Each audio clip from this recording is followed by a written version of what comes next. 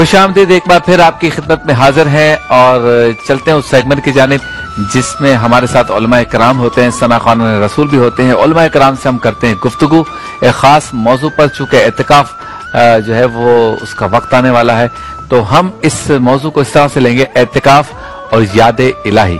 तो जिक्र इलाही पे भी गुफ्तगू करेंगे, याद इलाही पे गुफ्तगू करेंगे, अल्लाह से कुर्ब यानी कुर्बत का भी तस्करा करेंगे, साथ साथ एतिकाफ के जो शरई मामलात व मसाइल हैं उस पर गुफ्तगू करेंगे, खवातीन के एतिकाफ के हवाले से गुफ्तगू करेंगे, फिर एहतियाती तदाबीर के हवाले से भी जो एतिकाफ में हमें करनी है इस साल बिलखुसूस उसका भी तस्करा करेंगे और कोशिश करेंगे कि मुख्तसर वक्त में इन सारी बातों का जो है वो अहाता कर सकें। तो सेगमेंट है जिसका नाम है बज़्म इल्म व अकीदत।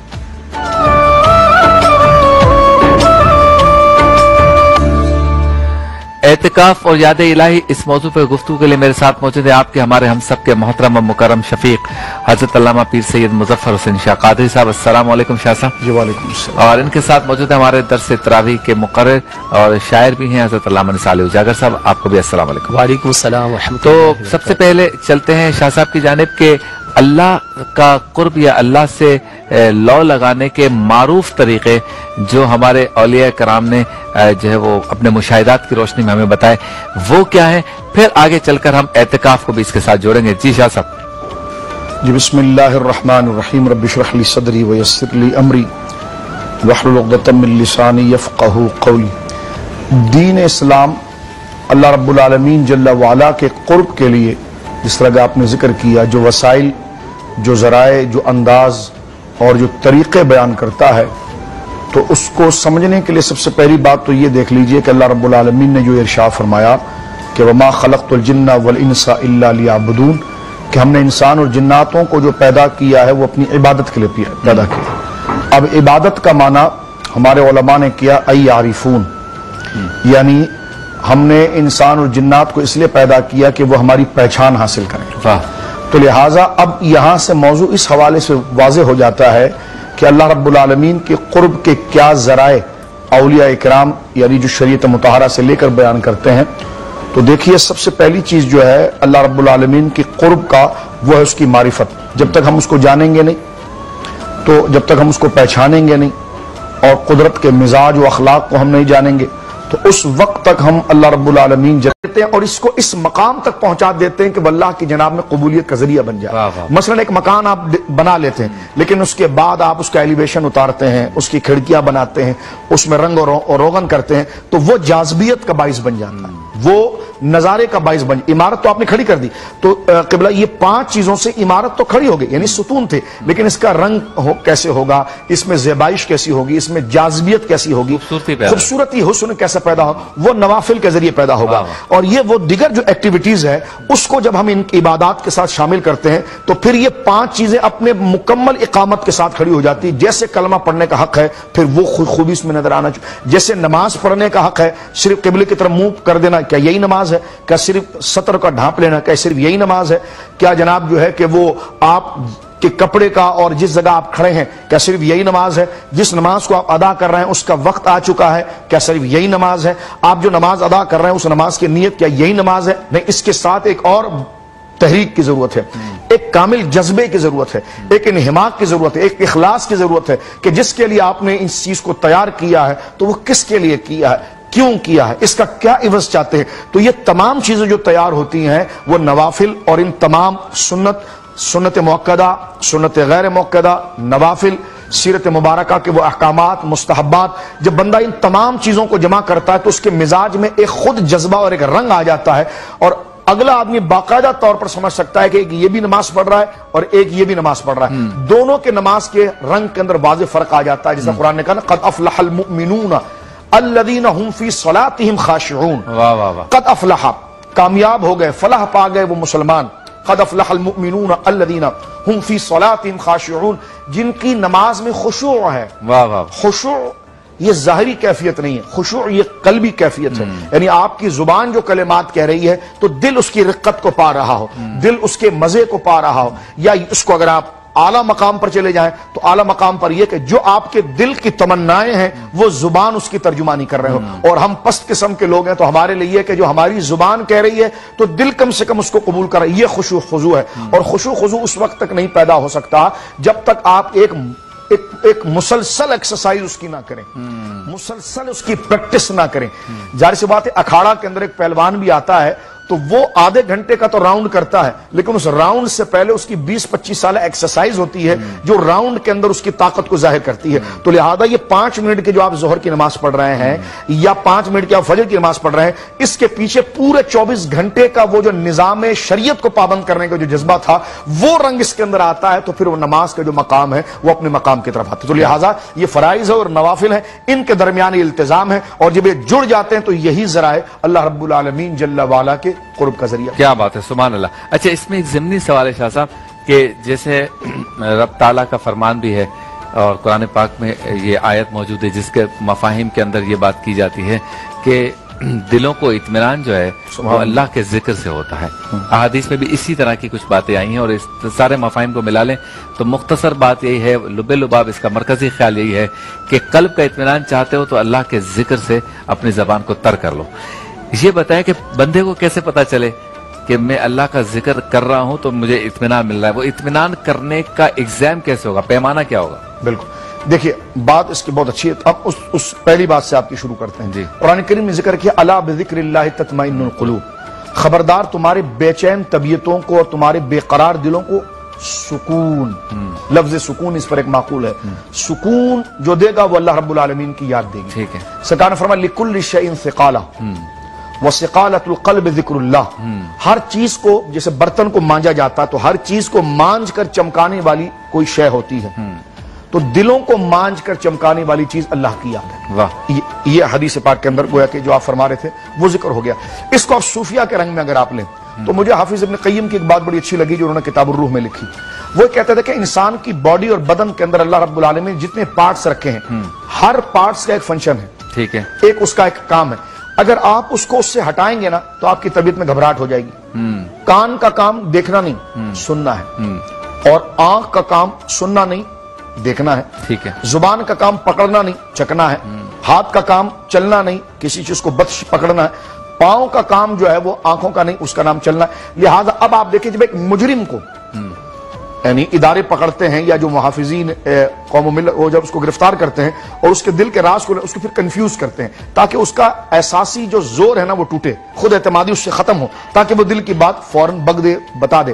اس کے لیے دیکھیں پہلی چیز ہوتی ہے اس کے آنکھوں پر پٹی باندھی جاتی ہے۔ ہاں، اب یہ تو نہیں ہوتا کہ یہ راستہ دیکھ لے گا تو یہ بھاگ ہی نہیں سکتا، کیا راستہ دیکھے گا؟ صحیح۔ اصل وجہ آنکھوں پر پٹی باندھنے کی ہوتی ہے کہ اس کی جو قوت مدافعت ہے وہ چھوٹے اور اس کی قوت ارادی وہ ختم ہو، اس کے بعد یہ اپنے آپ کو بالکل مجبور سمجھ کر اور اس گھبراہٹ کے اندر ساری باتیں بتانے کی طرف آ جائے کہ مجھے چھوڑ دیا جائے، تو اس کی قوت ہمت کو پسپا کرنے کے لیے تغیر پیدا بالکل بالکل قوت ہمت کو پسپا کرنے کے لیے اس کی آنکھوں پر پٹی باندھی جاتی۔ کیوں گھبراہٹ پیدا ہوگی؟ اس لیے کہ آنکھ کا کام تھا دیکھنا، آپ اس پر پٹی باندھیں گے گھبراہٹ ہو جائے گی۔ وہی بات کر رہے ہیں صوفیہ کہ آنکھ کا کام دیکھنا تھا، اس کو اس سے ہٹائیں گے گھبراہٹ ہو جائے گی۔ کان کا کام ہے سننا، آپ روئی ڈال کے بیٹھیں پریشان ہو جائیں گے۔ اسی طرح ہاتھ کو آپ باندھ کر بیٹھیں پریشان ہو جائیں گے، پاؤں کو باندھ کر بیٹھیں پریشان ہو جائیں گے۔ تو لہٰذا ہر ایک پارٹس کا اپنا ایک سسٹم ہے، اور جس طرح وہ اس کی ایکٹیویٹی اس طرح کی نہیں رہے گی تو پریشانی آپ کے قلب کو پہنچے گی، روح کو پہنچے گی۔ اور پھر اس کے ساتھ ساتھ یہ ہے کہ ہر اعضاء کا جو کام ہے وہ دوسرے سے نہیں لیا جا سکتا۔ اب وہ آتے ہیں قلب کی طرف، فرمایا اسی طرح قلب کا کام ہے، قلب سے آنکھوں کا کام نہیں لیا جا سکتا، قلب سے زبان کا کام نہیں لیا جا سکتا، قلب سے ہاتھ کا کام نہیں لیا جا سکتا۔ ہم پریشان اس لیے ہوتے ہیں اور اولیاء مطمئن اس لیے ہوتے ہیں کہ جس طرح ہم عام دنوں میں کان سے آنکھ کا کام لیں گے تو پریشان ہو جائیں گے، اسی طرح اگر ہم دل سے ان اعضاء کا کام لیں گے تو ہم پریشان ہو جائیں گے۔ لہذا دل کا کام نہ دیکھنا ہے، نہ سننا ہے، نہ چلنا ہے، اس کا کام صرف خدا کو یاد کرنا ہے۔ واہ واہ واہ واہ، یہ اس کا خلاصہ بحث ہے۔ اگر اس کو آپ یاد الہی سے ہٹائیں گے نا تو آپ کے اندر ایک بے چینی اور ایک پریشانی کھڑی ہو جائے گی۔ اب آپ نے جب کہا کہ یہ اطمینان کیسے پیدا ہو، یہ بڑا بنیادی سوال ہے جناب، کہ کیسے پتا چلے کہ یہ ہے سکون اور یہ ہے غیر سکونی۔ کسی کو تو پیسہ مل جائے وہ بھی سکون پا لیتا ہے، مال مل جائے۔ شرعی اعتبار سے جو تمانیت کا لفظ یہاں پر کہا جا رہا ہے نا، الا بذکر اللہ تطمئن القلوب، اس تمانیت سے مراد کیا ہے؟ اس کا سرکار دو عالم صلی اللہ علیہ وسلم یہ آیت نازل ہوئی کہ افمن شرح اللہ صدرہ، کہ یہ اللہ رب العالمین جس کے سینے کو کھول دیتا ہے اور وہ اللہ کے نور میں سفر کرتا ہے. تو سینے کا کھلنے کا کیا معنی ہے؟ شرح صدر، شرح کا معنی کشادہ کرنا، کھل، صدر معنی سینہ. شرح صدر ہے استعارہ سکون سے. اچھا، آپ کہتے ہیں نا شبیر بھائی آپ نے بات کی میرا شرح صدر ہو گیا، یعنی میں مطمئن ہو گیا. تو شرح صدر کہا جاتا ہے اطمینان کو. تو یہاں پر جب قرآن نے کہا نا کہ ہم جس کا شرح صدر کرتے ہیں تو وہ اللہ کے نور کو دیکھتا ہے اور اس میں سفر کرتا ہے، تو صحابہ نے پوچھا حضور شرح صدر کیا ہے، اطمینان کیا ہے؟ فرمایا اطمینان یہ ہے کہ دنیا میں رہتے ہوئے تو آخرت سے غافل نہ ہو. واہ واہ، یعنی جب تو کام کرنے لگے تو اطمینان آپ پوچھنا چاہ رہے تھے کہ اطمینان کیا ہے؟ اطمینان یہ ہے کہ جب بندہ اللہ کے ذکر میں اس طرح لگ جائے کہ دنیا کی حقیقت اس کے سامنے واضح ہو جائے کہ یہ ناپائیدار ہے، مجھے دنیا سے رخصت ہونا ہے، مجھے ان کا حساب دینا ہے، اگر یہ نہ دے سکا تو مجھے قیامت کے دن اس کا جواب دینا پڑے گا، یہ رونائیاں، یہ رنگینیاں، یہ سارے بازار یہیں رہ جائیں گے اور میں قبر کے سپرد ہو جاؤں گا اور مجھے آخرت میں جانا ہے، مجھے اپنے رب سے ملاقات کرنا ہے، وہاں باز پرس کے لیے پیش ہونا ہے. یہ جب دونوں امتزاج اس کے اندر آ جاتے ہیں تو اس کو شرح صدر کہا جاتا ہے. اطمینان سے مراد یہ ہے کہ جب وہ اپنی اصلی منزل کی طرف اس کی توجہ چلے جائے، جس سے ملاقات کرنی اس کی شوق کی طرف اس کی توجہ چلی جائے، یہ توجہ جب مائل اس کی طرف ہو جاتی ہے، ایک تو دنیاوی اطمینان اس کے لیے یوں ہو جاتا ہے. مثال کے طور پر آپ یہاں سے کہیں سفر کے لیے جا رہے ہیں اور آپ اپنے گھر میں ماشاءاللہ اچھے صوفوں پر بیٹھ رہے ہیں، لیکن جہاں آپ نے جانا ہے وہاں آپ کا ایک گھر بھی تیار ہے، راستے میں آپ کہیں سستانے کے لیے رک گئے، ڈھابے پر رک گئے، کرسی بھی ٹوٹی ہوئی تھی، آپ بیٹھے تو آپ کے کسی دوست نے کہا کہ یار یہ تو کرسی ٹوٹی ہوئی ہے. آپ نے کہا کون سا یہاں پر ہمیں ہمیشہ بیٹھنا ہے، بس چائے پیئیں گے، تھوڑا سستائیں گے، فیول وغیرہ ڈالیں گے، روانہ ہو جائیں گے. تو اب آپ دیکھیں پہلا اطمینان آپ کے لیے کیا ہوا کہ جہاں جانے پر یقین تھا تو یہ خرابی بھی آپ کو اطمینان دے رہی تھی. تو جب بندے کو اللہ سے ملاقات پر یقین ہو جاتا ہے تو وہ جو حقیقت ہے وہ اس کو دنیا کا بھی سکون دیتی ہے اور اللہ کی معرفت بھی. کیا بات ہے، ماشاءاللہ. بے شک دلوں کو اطمینان اللہ ہی کے ذکر سے ہوتا ہے. آپ سے ملاقات ہوتی ہے مختصر سے وقفے کے بعد.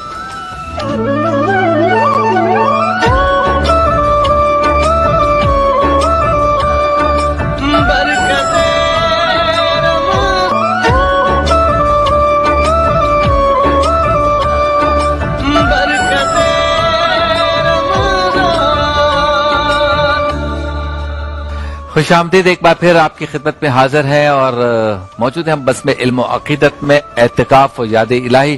اس موضوع پہ گفتگو ہو رہی ہے. علامہ مظفر شاہ صاحب قادری اور علامہ نثال اجاگر صاحب موجود ہے، ساتھ ساتھ ہمارے محمد بلال قادری بھی تشریف لا چکے ہیں.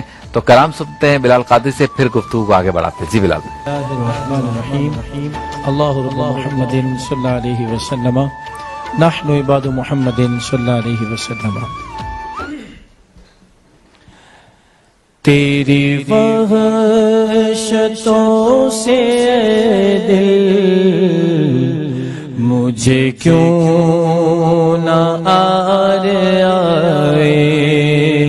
تیری وحشتوں سے دل مجھے کیوں نہ آئے، تو انہی سے دور بھاگے جنہیں تجھ پہ پیار آئے. دم اضطراب مجھ کو جو خیال یار آئے، دم اضطراب مجھ کو جو خیال یار آئے، میرے دل میں چین آئے تو اسے قرار آئے. نہ حبیب سے محب کا کہیں ایسا پیار دیکھا، نہ حبیب سے محب کا کہیں ایسا پیار دیکھا. وہ بنے خدا کا پیارا جسے تجھ پہ پیار آئے، وہ بنے خدا کا پیارا جسے تجھ پیار آئے تیرے در کے ہیں بھکاری ملے خیر دم دم کی تیرے در کے ہیں بھکاری ملے خیر دم دم کی تیرا نام سن کے داتا ہم امیدوار آئے وہ کریم ہے یہ سرور کہ لکھا ہوا ہے در پر وہ کریم ہے یہ سرور کہ لکھا ہوا ہے در پر جسے لینے ہو دو عالم وہ امیدوار آئے حسن کا نام لے کر تو پکار دیکھ غم میں حسن کا نام لے کر تو پکار دیکھ غم میں کہ یہ وہ نہیں جو غافل پس انتظار آئے میرے دل میں چین آئے تو اسے قرار آئے. اچھا شاہ صاحب، پھر ہم اس طرح کرتے ہیں کہ ایک پریکٹس اللہ کے ذکر کی کیسے ہو اور عادت کیسے بنے کہ ہر وقت میں اللہ کے ذکر میں اپنے آپ کو محو رکھوں، کس طرح سے میرا رب کے ساتھ ایک قرب کا رشتہ ہو جس کا تذکرہ آپ نے کیا کہ اطمینان قلب بھی حاصل ہو، سکون بھی حاصل ہو، اور پھر اس کو ہم اعتکاف میں کس طرح لے سکتے کہ اعتکاف ایک بہترین ایکسرسائز بن سکتی ہے اگر اس کو انہماک کے ساتھ رمضان میں 10 دن کر لیا جائے پھر پورا سال ذکر الہی کی عادت بن جائے. دیکھیے بہت اچھی بات آپ نے کی. پہلی بات تو یہ ہے کہ آپ نے یہ کہا کہ کس طرح یہ عادت پڑ سکتی ہے، تو اس عادت کا نام یہ روزہ ہے. یا ایھا الذین آمنوا کتب علیکم الصیام کما کتب علی الذین من قبلکم لعلکم تتقون. اے ایمان والو، تم پر روزے فرض کیے گئے جس طرح تم سے پہلوں پر روزے فرض کیے گئے. کیوں؟ تاکہ تم تقوی اختیار کرو. تو تقوی کا معنی ہی قرب الہی ہے، تقوی کا معنی ہی ذکر الہی ہے جو اس کا مقصود ہے. تو لہذا روزے کا مزاج اور روزے کی حالت میں ہونا خود بندے کے اندر ایک کیفیت اللہ کے ذکر کی، اس کی یاد، کیونکہ اس کو بار بار یاد آتا نا میں یہ نہیں کھاؤں، کیوں؟ روزہ ہے. کیوں روزہ ہے؟ اللہ کا حکم ہے. میں یہ نہ پیوں، کیوں نہ پیوں؟ یہ کام نہ کروں، کیوں نہ کروں؟ میں منہ سے یہ نہ بولوں، کیوں نہ بولوں؟ کیونکہ روزے میں ہوں. تو روزہ بار بار اسے یہ بتاتا ہے کہ اس کا حکم اللہ نے دیا ہے کہ یہ نہ کرنا.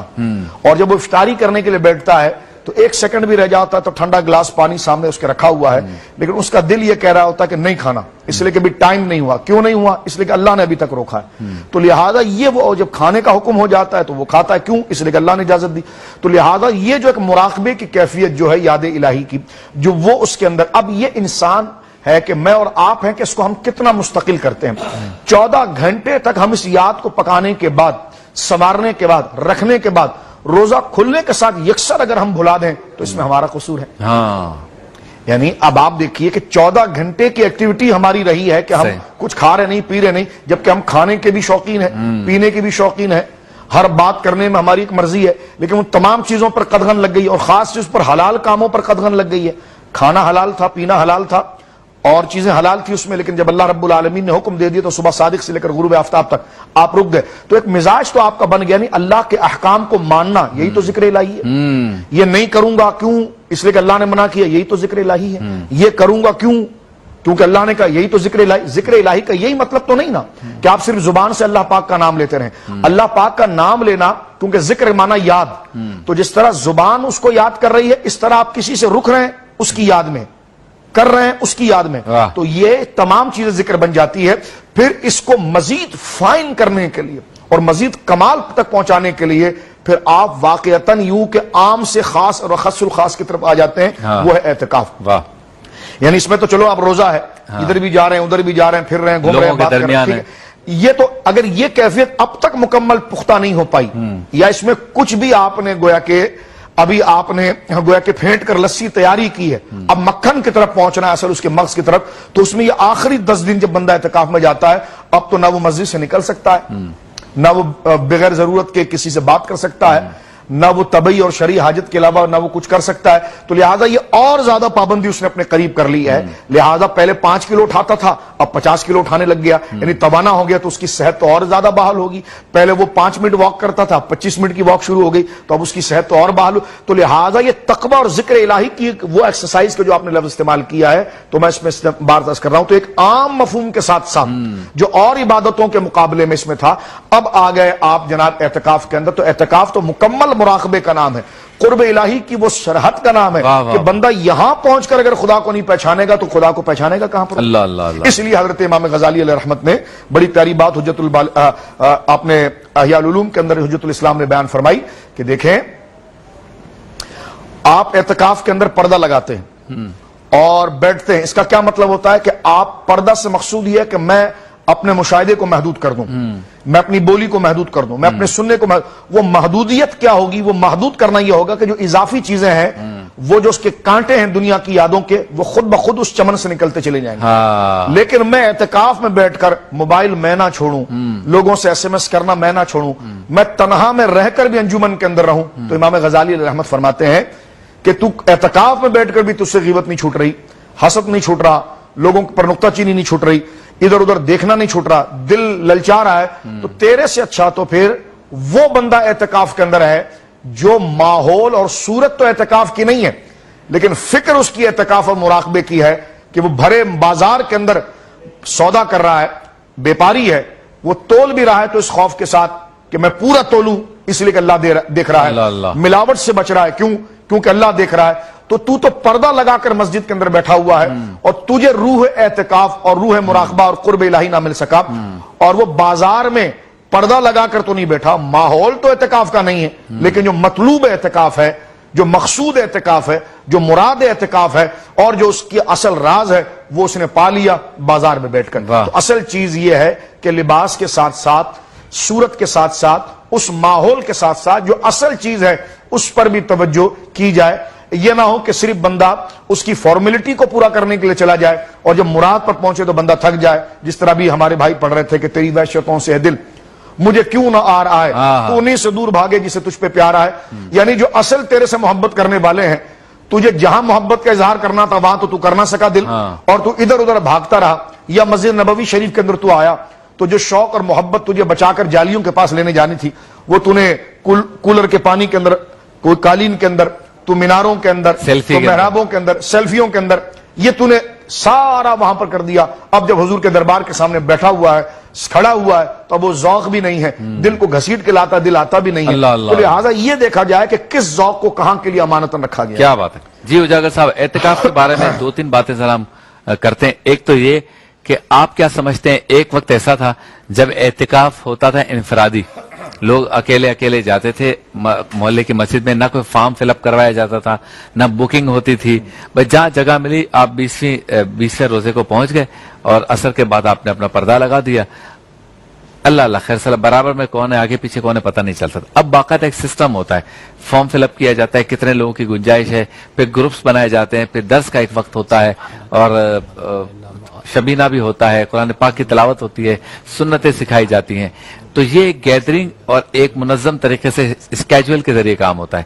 اس میں ایک مسئلہ یہ ہے کہ تنہائی کا لطف نہیں آتا، پہلے والے میں تنہائی کا لطف ہے، لیکن اس میں ایک فائدہ یہ ہے کہ چیزیں سیکھنے کو ملتی ہیں، بٹ ذرا سا آپس میں جب باتیں ہوتی ہیں، گفتگو ہوتی ہے، تو بندہ اس میں حد سے زیادہ چلا جاتا ہے، اور تنہائی والے میں یہ ہے کہ یہ والی چیز نہیں ہے، اسے گفتگو والے مواقع جو میسر نہیں آتے۔ آپ کیا سمجھتے ہیں انفرادی اعتکاف جو ہوتا تھا اس میں خشوع و خضوع زیادہ ملتا تھا، یا اب 10 دن کے بعد جب یہ نکلے گا تو بہت سی چیزیں سیکھ کر بھی نکلے گا اور خشوع و خضوع بھی ملے گا؟ کون سا طریقہ بہتر تھا؟ دیکھیں بسم اللہ الرحمن الرحیم، اعتکاف کی لغوی معنی ہے دھرنا مار کے بیٹھ جانا، یعنی یہ جو محدودیت ہے نا یہ محبوبیت تک پہنچا دیتی ہے۔ آپ دیکھیں میرے نبی صلی اللہ علیہ وسلم بار بار غار ہرا جاتے، بار بار جاتے، ووجدک ضالا فہدی، اے حبیب ہم نے جب آپ کو اپنی یاد میں خود ہفتہ پایا تو اپنی طرف راہ دی۔ اب وہاں جاتے بسا اوقات 30 دن 40 دن تک آپ وہاں رہتے تنہائی کے اندر، تاکہ دل جو ہے مزید اللہ کی محبت میں لگا رہے، گھر والوں کو بھول جاتے ہیں، باقی بازار کی چیزیں بھول گئے، آپ اللہ کی یاد میں خود ہفتہ ہو گئے۔ تو اعتکاف کی لغوی معنی تو یہی ہے کہ انسان پوری دنیا کو بھلا کر اللہ کا ہو جائے اور دھرنا مار کے بیٹھ جائے، مولا اب تو بخشے گا تو میں تیرے در سے اٹھوں گا ورنہ تیرے در سے اٹھنے والا نہیں۔ صحیح۔ تو مراد یہی ہے۔ اب دیکھیں ایک بزرگ فرماتے ہیں، صاحب کشف تھے، کعبے کا طواف کر رہے ہیں، کہ میں دیکھا کہ ایک شخص ہے وہ دعائیں پڑھ رہا ہے، لمبی لمبی دعائیں پڑھ رہا ہے، بڑی خوبصورت آواز ہے، لہک لہک کے پڑھ رہا ہے۔ تو میں دیکھا، میں نے دل میں جھانک کر دیکھا اس کا دل کہاں ہے، تو کہا کہ دل اس کا بصرہ کے بازاروں میں گھوم رہا تھا۔ اچھا، یعنی وہ خود طواف کر رہا ہے مگر اس کا دل بصرہ کے بازاروں میں یعنی دنیا میں لگا ہوا ہے۔ اچھا، کہتے ہیں جب میں نے عمرہ کر لیا، حج کر لیا، میں گھر واپس آیا تو میں بصرہ میں تھا، دیکھا ایک کسائی جو ہے وہ گوشت کاٹ رہا تھا۔ تو میں نے ایسے ہی ہوا کہ دیکھو اس کا دل کہاں پر ہے، تو کہا وہ گوشت تو کاٹ رہا تھا مگر دل جو تھا اس کے اللہ کے گھر کا طواف کر رہا تھا۔ اللہ اللہ، یعنی وہ وظاہر بصرہ کے بازار میں ہے، گوشت کاٹ رہا ہے، کسائی ہے، خیال مگر وہاں کا، واہ واہ، دل جو ہے اس کا اللہ کی یاد میں لگا ہوا ہے۔ تو مقصود یہی ہے کہ دل جو ہے نا یہ اس کی امانت ہے، یہ ہمارا گولڈن حصہ ہے جسم کے اندر، تو بس یہ ہم نے اپنے رب کے نام کر دیا ہے، ہمارا دل، ہماری جان، ہماری زندگی، ہماری حیات، ہماری مواد سب اسی کے لیے ہے۔ تو اعتکاف کی لغوی معنی کو اگر ہم سمجھ جائیں نا تو بات سمجھ میں آ جاتی ہے۔ اب یہاں بات کی کہ آیا کہ تنہائی والا اعتکاف اچھا ہے یا پھر اجتماعی اعتکاف اچھا ہے۔ یہاں یہ غور کریں کہ آیا بندے کی کیفیت کیسی ہے، وہ عالم ہے، اس کو شریعت کورس آتا ہے، فرض علوم کورس آتا ہے۔ میں یہاں تک سمجھتا ہوں کہ اگر کسی کو فرض علوم جس پہ فرض ہیں اگر اس کو علم نہیں آتا، اگر وہ تہجد گزار بھی ہے نا تو اللہ کا ولی نہیں بن سکتا۔ اگر وہ اشراق چاشت کا عادی بھی ہے تو اللہ کا ولی نہیں بن سکتا، اس کو پتہ ہی نہیں کہ میرے پر فرض کیا ہے۔ جاہل سے تو عابد سے تو شیطان اس طرح کھیلتا ہے جیسا بچہ گیند سے کھیلتا ہے۔ تو مقصود یہ ہے کہ اس کو پتہ ہو کہ شریعت کورس میرے لیے کتنا ہے، علم حاصل کرنا مجھ پہ کتنا فرض ہے، میں شادی شدہ ہوں تو طلاق کے مسائل کیا ہیں، نکاح کے مسائل کیا ہیں، کنایات کیا ہیں، تمام چیزوں کا علم ہونا چاہیے۔ اب اعتکاف کی طرف آ جائیں۔ اب دیکھیں پہلے کیا ہوتا تھا کہ خال خال لوگ بیٹھتے تھے، پوری مسجد کے اندر 2 افراد ہیں یا 4 افراد ہیں۔ جی، بعض مساجد ایسی بھی ہوتی تھی کہ باہر سے ہائر کیا جاتا تھا کہ ہماری مسجد میں آ جاؤ اعتکاف کر لو۔ اب چونکہ اب نقشہ بدل چکا ہے کہ لوگوں کو، نوجوان نسل ان کو شوق ہو گیا اعتکاف کا، ان کو مزہ آتا ہے، تو اب یہ کر لیا جائے کہ تنہائی بھی دی جائے، پرسنل عبادت کا موقع بھی دیا جائے، مگر جو فرض علوم ان کو سکھائے جائیں، سکھانے والا باقاعدہ ان کو سکھایا جائے، بھائی آپ کو قرآن پڑھنا ہے، یہ آپ کو سیکھنا ہے، یہ تنہائی کا وقت ہے، یہ انفرادی عبادت کا وقت ہے، اس کے ساتھ ساتھ کچھ اجتماعی عبادات ہوں تاکہ وہ علم بھی سیکھ جائے اور تنہائی کی عبادت جو اس کو لذت ہے وہ مل جائے۔ حدیث میں ارشاد ہوتا ہے جو 10 دن کا اعتکاف کرتا ہے اسے 2 حج اور 2 عمرے کا ثواب ملتا ہے۔ سبحان اللہ، ماشاءاللہ، کیا بات ہے۔ آپ سے ملاقات ہوتی ہے مختصر سے وقفے کے بعد۔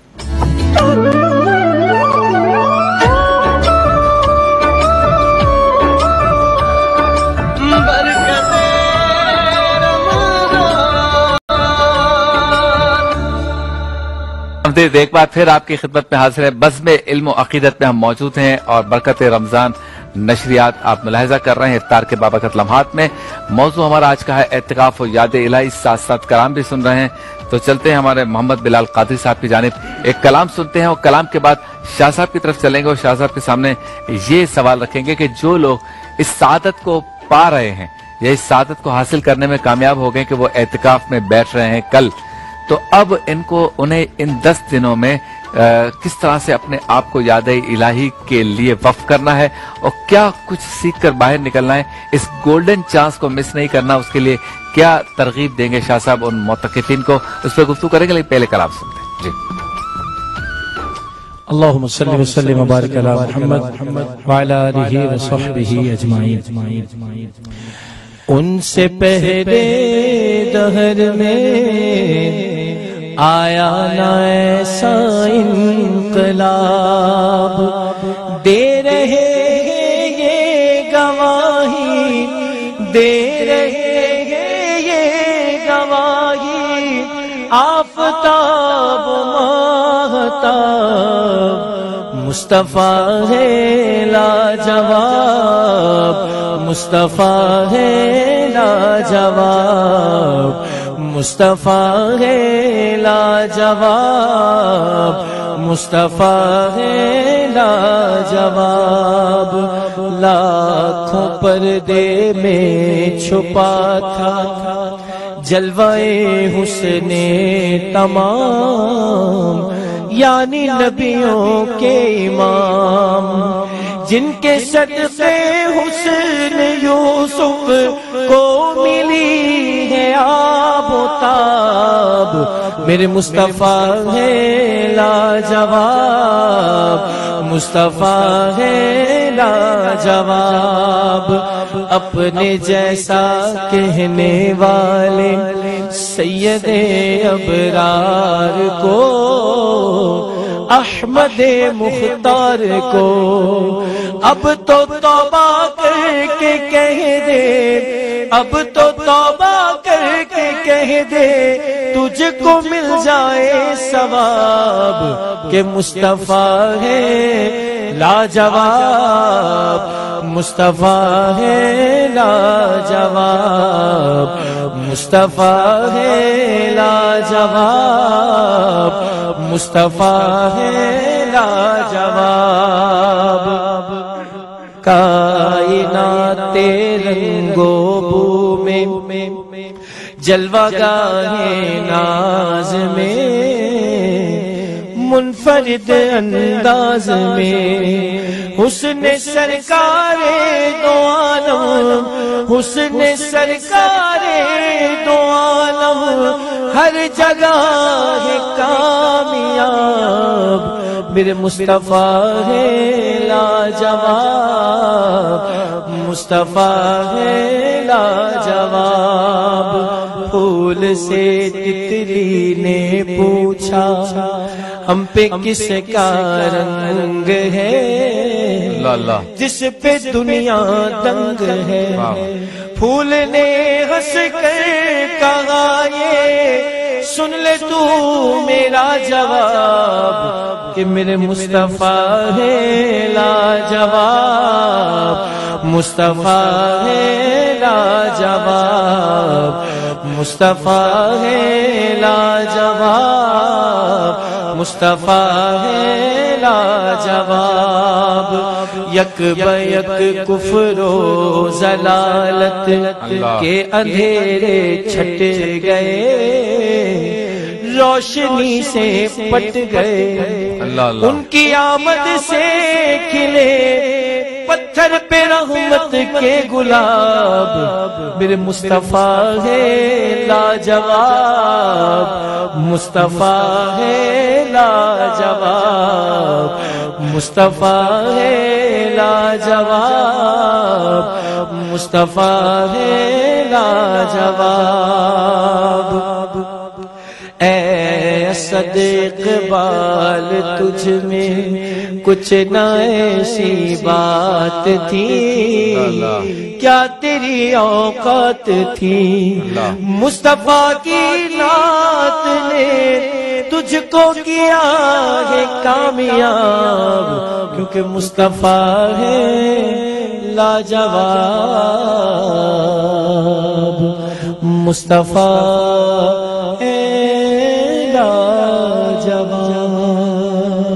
کیا بات ہے، ماشاءاللہ، کیا لاجواب کلام پڑھا ہے، ماشاءاللہ، کیا بات۔ اچھا جی، شاہ صاحب کی طرف سوال ہم نے یہ رکھا تھا کہ جن کو یہ موقع مل رہا ہے، یہ سعادت مل رہی ہے کہ کل سے وہ اعتکاف میں بیٹھ رہے ہیں، تو اس موقع کو گولڈن چانس سمجھ کر ان 10 دنوں کو کس طرح سے گزاریں کہ یہ ان کے لیے یادگار بھی بنے اور پورا سال اس ریہرسل کو وہ استعمال میں لا سکے۔ جی دیکھیں، سب سے پہلے تو یہ جو بیٹھنے والے وہ اس بات کو سمجھ لیں کہ وہ کیوں بیٹھنا چاہتے ہیں، اپنے آپ سے سوال کریں کہ وہ 10 دن اپنا کاروبار، اپنے گھر بار، سب کچھ کو چھوڑ کر اگر مسجد میں آ رہے ہیں تو اپنے آپ سے پہلے اپنے آپ کو پریپیئر کریں، کیوں بیٹھنا چاہتے ہیں؟ سونے کے لیے، آرام کرنے کے لیے، گھر میں آرام نہیں مل رہا، اب تو لاک ڈاؤن ہے، کچھ بھی نہیں ہے، تو اب آپ دیکھیے کہ پہلے اپنے آپ سے بندہ سوال کرے تو یقیناً ہر بندہ یہی کہے گا کہ میں اس لیے بیٹھ رہا ہوں کہ میں اللہ رب العالمین کا قرب حاصل کروں۔ صحیح، ایک بات۔ اب دوسرا سوال یہ ہے کہ کیوں کروں، کس طرح کرو گے قرب حاصل؟ کہ یہ نمازوں کی میری پابندی ہو جائے گی؟ یہ بہت اچھا سوال ہے. میں نمازوں کی پابندی کرنے لگ جاؤں گا، میں عبادات کرنے لگ جاؤں گا. تو پھر آپ دیکھیے کہ ان نمازوں کی پابندی کی جب 10 دن عادت ہوگی، بندہ ایک